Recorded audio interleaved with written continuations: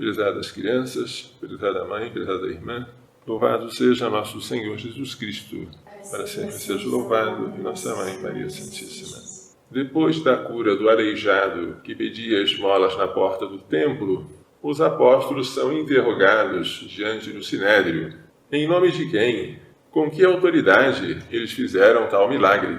E Pedro, cheio do Espírito Santo, afirma: é pelo nome de Jesus Cristo, de Nazaré, que vós crucificastes e que Deus ressuscitou dos mortos, que este homem está curado diante de vós. Ele, Jesus, é a pedra que vós, construtores, rejeitastes e que se tornou a pedra angular. Citação do Salmo 117. A pedra que os pedreiros rejeitaram tornou-se agora a pedra angular. Em nenhum outro há salvação.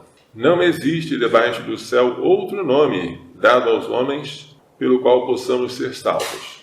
A salvação, seja da doença, seja do pecado, se dá por um Salvador, que é Jesus. O próprio nome Jesus significa Deus salva. A segunda leitura, tirada da primeira carta de São João, contém uma exclamação: vede que grande presente de amor o Pai nos deu, de sermos chamados filhos de Deus, e nós o somos. O Filho é gerado pelo Pai, e nós fomos gerados no dia do nosso batismo. O Filho recebe do Pai a sua natureza. Nós recebemos de Deus a natureza divina, não nos tornamos deuses, senão seríamos como Jesus Cristo, que é Deus, mas nos tornamos participantes da natureza divina pela graça. Filhos de verdade, nós o somos. A adoção filial foi o grande presente que nos deu Jesus Cristo, que se encarnou e se sacrificou por nós. O Filho de Deus se fez homem para que nós, homens, nos tornássemos filhos. O Filho único de Deus veio a nós para deixar de ser único, para ser o primogênito de uma multidão de irmãos. Todos nós, filhos adotivos. Esse Filho chama a Deus de Pai. Meu Pai e vosso Pai. Meu Deus e vosso Deus. Mas ele nunca chama nosso Pai. Porque um é o modo como ele é filho do Pai, e outro é o modo como nós somos filhos do mesmo Pai. Ele é filho por natureza, e nós somos filhos por adoção. Mas nós somos co-herdeiros de Cristo, porque assim Cristo, como Filho, herdou a glória eterna, nós, seus irmãos, herdaremos a mesma glória, se nós aceitarmos participar dos sofrimentos de Cristo aqui na terra. Se o mundo não nos conhece, é porque não conheceu o Pai. Se não conhece a nós, que somos filhos de Deus, é porque não conheceu a Deus. Caríssimos, desde já somos filhos de Deus. Qualquer batizado pode dizer isso. Mas nem sequer se manifestou o que seremos. Qual será a nossa glória no futuro? A filiação divina é real, mas ela está escondida.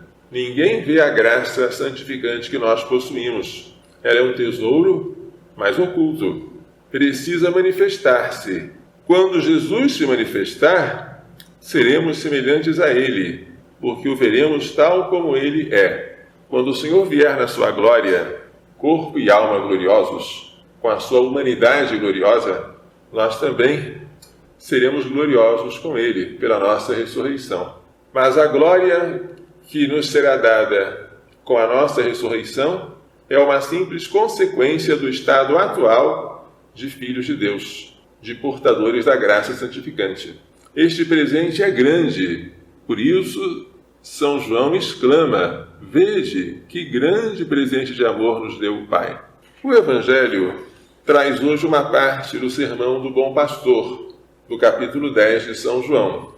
Ao contrário do mercenário que trabalha por dinheiro e não se importa com as ovelhas, Jesus é o pastor bom. Ele conhece as ovelhas o conhecem, assim como o Pai conhece a ele e ele o Pai. Conhecer aqui é muito mais do que tomar conhecimento.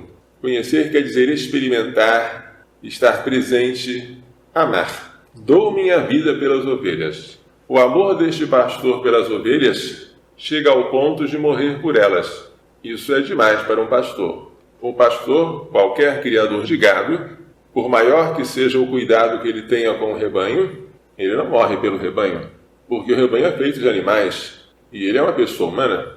Em relação a Deus, o que nós somos? Nós somos feitos do pó. E, no entanto, Jesus, que é imortal, tornou-se um de nós para poder morrer por nós. Mal comparando, seria como se nós nos tornássemos ovelhas, começássemos a balir como as ovelhas e comer capim como elas, para poder morrer por elas.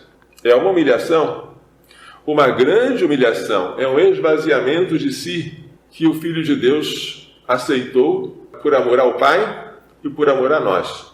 Tenho outras ovelhas que não são deste aprisco, deste redil. Também a elas devo reconduzir.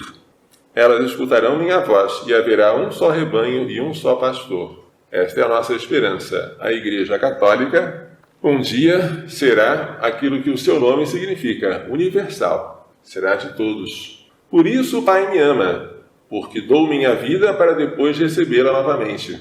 Ninguém tira minha vida. Jesus vai se entregar livremente à paixão. Eu a dou por mim mesmo. Tenho o poder de entregá-la e o poder de recebê-la novamente pela ressurreição. Esta é a ordem que recebi do meu Pai. Este pastor, que é bom, deixou-nos aqui na terra pastores para continuar a sua missão. A igreja que Jesus Cristo fundou é um prolongamento do mistério da encarnação. É Jesus presente aqui e atuando. Por que São Pedro fez um milagre? Porque São Pedro, Papa, representava Cristo na terra, e como Cristo fez milagres, ele também fez. Por que a igreja perdoa pecados? Porque Cristo aqui na terra perdoava pecados. E a igreja que continua a missão de Cristo também perdoa, seja no batismo, seja na penitência. Por que a igreja ensina, prega? Porque Jesus pregava e mandou que a igreja pregasse. Aquilo que Jesus fazia, a igreja faz também.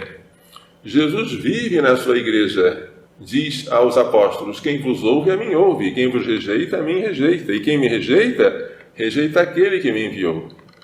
Este é um dia de nós rezarmos pelos nossos pastores, a começar pelo Papa, pelos bispos, pelos padres, pelos diáconos, por todos aqueles que receberam um cargo pastoral.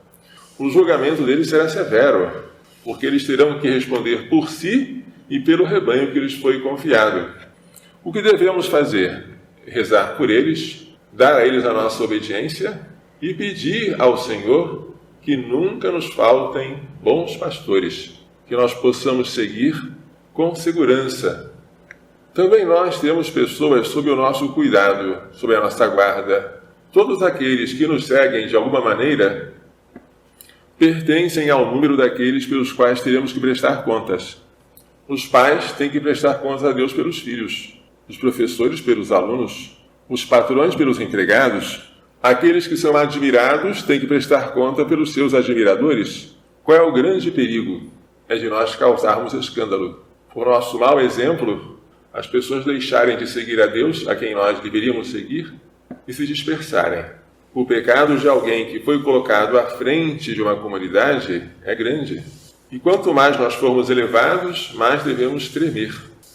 Vamos renovar o nosso propósito de santidade, para que ninguém se afaste de Deus por nossa causa. E vamos pedir pelos que são pastores instituídos por nosso Senhor Jesus Cristo, para que eles nunca nos faltem e nunca falte em nós a docilidade a eles. Que Maria Santíssima, Mãe da Igreja, Mãe daquele que é o bom pastor, nos faça entender e pôr em prática as lições desta liturgia. Louvado seja nosso Senhor Jesus Cristo, para sempre seja louvado, e nossa Mãe Maria Santíssima.